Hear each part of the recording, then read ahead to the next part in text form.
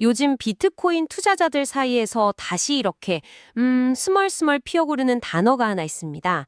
바로 달러 디베이스먼트 트레이드인데요. 말이 조금 어렵죠? 네, 좀 어려워요. 쉽게 말해서 그냥 달러 가치가 떨어지는데 베팅한다? 뭐 이런 뜻입니다. 아, 그러니까 달러의 힘이 약해질수록 반대로 비트코인 같은 희소 자산의 가치는 올라갈 거다. 이런 논리군요. 맞습니다. 사실 이 이야기는 뭐 몇 년 전부터 나왔던 거라 새로울 게 없다고 생각하실 수도 있어요. 네, 저도 들어본 것 같아요. 근데 이번에는 분위기가 사뭇 다릅니다. 예전에는 그저 막연한 기대감이나 뭐 일종의 밈에 가까웠다면요. 지금은 이 시나리오를 뒷받침하는 아주 구체적이고 강력한 현실의 조각들이 맞춰지고 있거든요. 바로 그 부분입니다. 첫째는 실제로 달러가 약세 흐름을 보이고 있다는 객관적인 데이터가 있고요. 네. 둘째, 트럼프 행정부의 관세 정책이라는 예측 불가능한 변수가 다시 수면 위로 떠올랐습니다. 그리고 이게 가장 충격적인데 미국 중앙은행, 그러니까 연준 의장이 법무부의 형사 조사를 받았다. 이런 전례 없는 사건까지 터졌다는 거죠. 네, 이 세 가지가 각각 따로 노는 게 아니라 하나의 거대한 톱니바퀴처럼 맞물려서 돌아가기 시작했다는 게 이번 논의의 핵심입니다. 그래서 오늘 이 거대한 흐름들이 어떻게 연결되고 왜 하필 그 종착점이 비트코인으로 지목되는지 그 메커니즘을 한번 샅샅이 파헤쳐 보려고 합니다. 궁극적인 질문은 이거겠죠. 과연 2026년의 비트코인은 이 거대한 파도에 올라탈 수 있을까? 물론 반대 시나리오도 꼭 짚어봐야 하고요. 물론입니다. 이 논리가 처참하게 실패할 수 있는 시나리오까지 양쪽 모두 깊이 있게 들여다보겠습니다. 그럼 현재 상황부터 하나씩 짚어보죠. 디엘뉴스 같은 매체에서 런던 크립토 클럽 분석을 인용하면서 2026년이 되면 비트코인이 달러 가치 하락의 가장 큰 수혜자가 될 수 있다. 이런 주장을 하던데요. 네. 이게 그냥 나온 이야기는 아닐 것 같아요. 어떤 근거들이 있나요? 가장 기본은 역시 달러의 움직임입니다. 로이터 통신을 비롯해서 여러 외신 보도를 종합해보면 주요 6개국 통화 대비 달러 가치를 나타내는 달러 인덱스, DXY라고 하죠. 네, DXY. 이게 꽤 오랫동안 하락 추세를 보이고 있어요.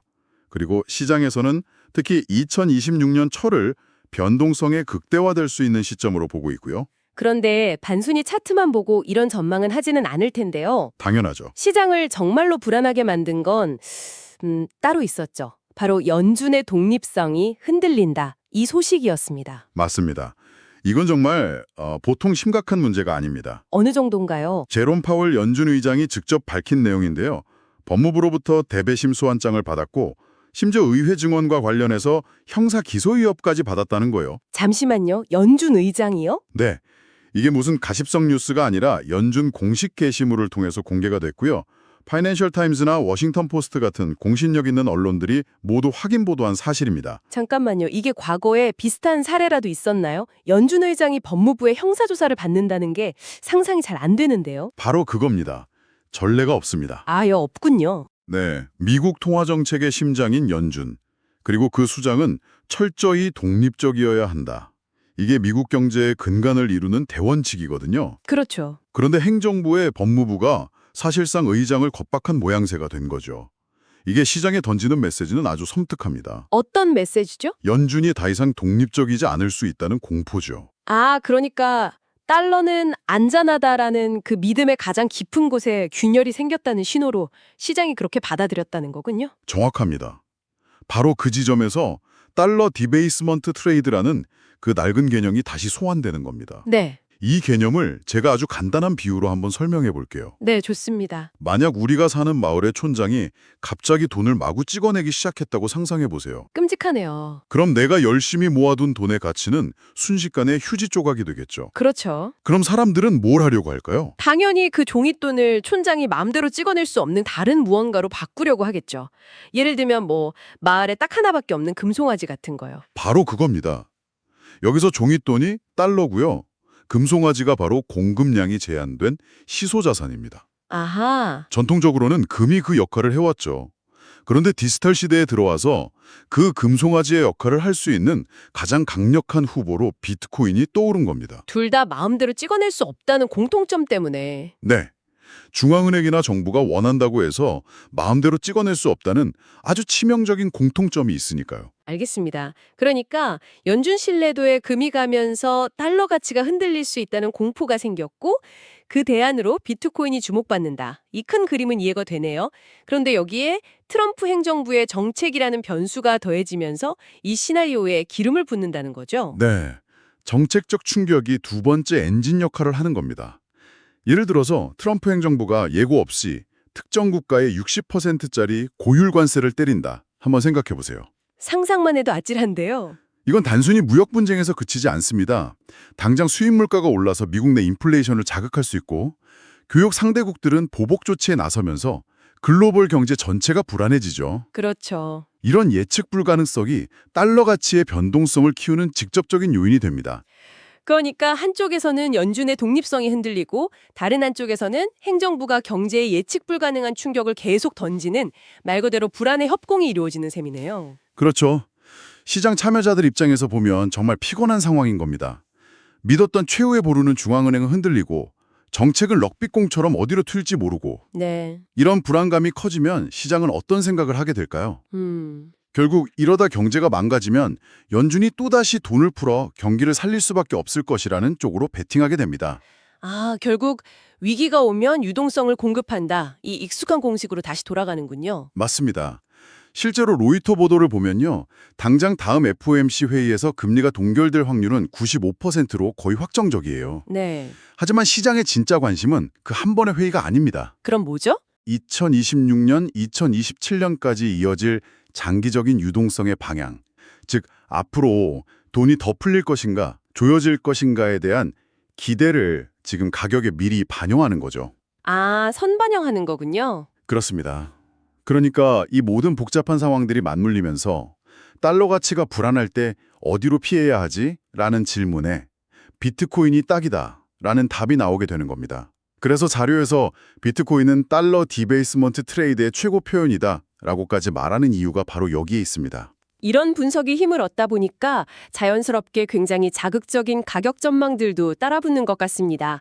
야후 파이낸스 같은 곳을 보면 비트맥스 창업자 아서 헤이지 같은 인물이 2026년 1분기 비트코인 20만 달러 뭐 이런 예측을 내놓기도 하던데요. 여기서 우리가 정신을 바짝 차려야 합니다. 네. 20만 달러라는 숫자는 사실이 아니라 누군가의 전망일 뿐이죠. 중요한 건 그 숫자를 맞추는 게 아닙니다. 그럼 뭐가 중요할까요? 그보다는 만약 전원 전망이 현실이 되려면 과연 어떤 조건들이 완벽하게 충족되어야 하는가, 그 과정을 이해하는 게 훨씬 중요합니다. 그렇죠. 그 조건 중에는 시장 외부의 거시적인 환경뿐만 아니라 이 시장 내부의 힘겨루기, 즉 수급 논리도 굉장히 중요할 것 같습니다. 자료를 보면 이 부분에 대해서도 상반된 시각이 있더군요. 네. 시장 내부에는 지금 두 개의 거대한 힘이 팽팽하게 맞서고 있습니다. 첫 번째는 매도 압력입니다. 로이터 보도에 따르면 2025년 10월 초에 비트코인 가격이 12만 6천 달러를 넘어서면서 사상 최고치를 경신했었죠. 네, 기억합니다. 바로 그 가격대 근처에서 매수한 사람들은 지금 마음고생이 심할 겁니다. 가격이 조금만 올라도 본전만 찾고 빠져나가자라는 심리가 발동하면서 거대한 매도벽으로 작용할 수 있다는 분석이죠. 듣기만 해도 아찔하네요. 하지만 반대편 주장도 만만치 않죠? 오히려 매도 압력이 약해질 거라는 분석도 있던데요. 그렇습니다. 소위 고래라고 불리는 대규모 장기 보유자들의 움직임이 심상치 않다는 겁니다. 고래들이요? 네.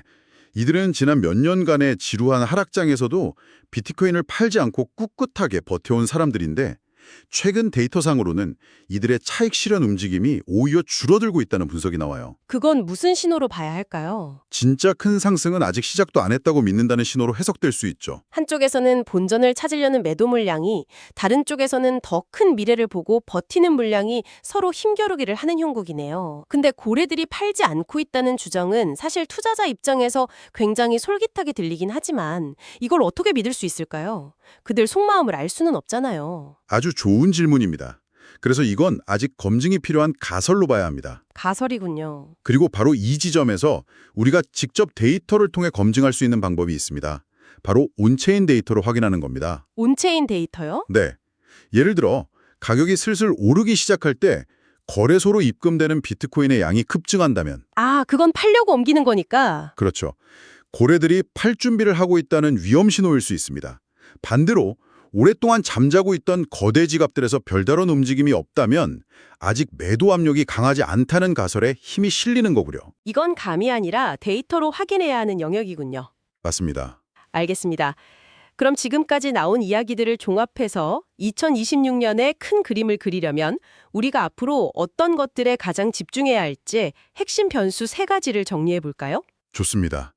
첫 번째 변수는 단연코 트럼프의 관세 및 재정 정책 강도입니다. 관세 정책이요? 네, 관세는 단순히 무역 문제를 넘어섭니다.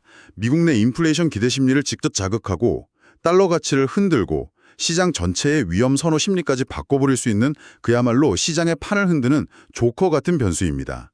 앞으로 어떤 정책이 얼마나 강하게 나올지를 계속 주시해야 합니다. 두 번째 변수는 오늘 여러 번 이야기했던 연준 독립성 이슈의 전개 방향이겠네요. 네, 파월 의장 조사 이슈가 그냥 일회성 해프닝으로 끝날지 아니면 연준 길들이기라는 더 큰 정치적 프레임으로 번져나갈지가 정말 중요해 보입니다. 이미 주요 언론들이 이 눈들이 시무사턱에 자르기 시작했다는 점을 가볍게 봐서는 안 될 것 같고요. 맞습니다. 그리고 마지막 세 번째 변수는 결국 가장 근본적인 것, 바로 인플레이션과 그에 따른 금리 경로입니다. 결국 인플레이션이군요. 네, 아무리 달러 디베이스먼트 이야기가 나와도 만약 인플레이션이 다시 치솟아서 연준이 금리를 내릴 수 없는 상황이 온다면 모든 논의가 원점으로 돌아갑니다. 결국 앞으로 발표된 소비자 물가지수 CPI와 고용지표가 연준의 손발을 묶을지 아니면 돈을 풀 수 있는 여유를 줄지를 결정하게 될 겁니다. 이 세 가지가 2026년의 운명을 가를 핵심 키라고 할 수 있습니다. 자, 그럼 이 3가지 변수를 가지고 2가지 미래를 한번 그려보겠습니다. 먼저 많은 분들이 기대하는 상승 시나리오부터 정리해 주시죠. 상승 시나리오는 이렇게 요약할 수 있습니다.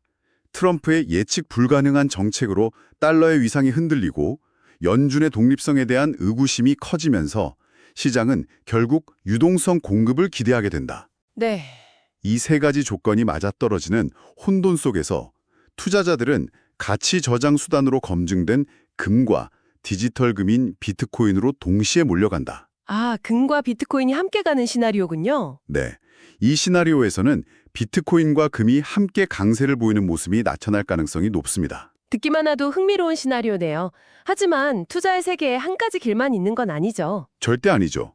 이 모든 논리가 처참하게 실패하는 시나리오도 명확하게 짚고 넘어가야 합니다. 어떤 경우들이 있을까요? 실패 시나리오는 상승 시나리오의 논리를 정확히 역으로 뒤집어 보면 됩니다. 첫째, 인플레이션의 역습입니다. 인플레이션이 다시요? 네.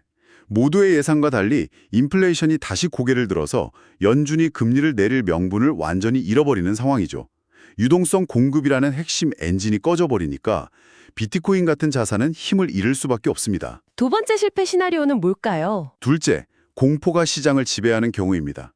관세 충격 같은 정책 리스크가 적당한 불안감을 넘어서 본격적인 경기 침체 공포로 번지는 거죠. 리스크 오프 국면. 네, 이런 리스크 오프 국면이 되면 투자자들은 비트코인 같은 위험 자산을 가장 먼저 내다 던지고 역설적으로 가장 안전한 현금인 달러를 꽉 쥐려고 합니다.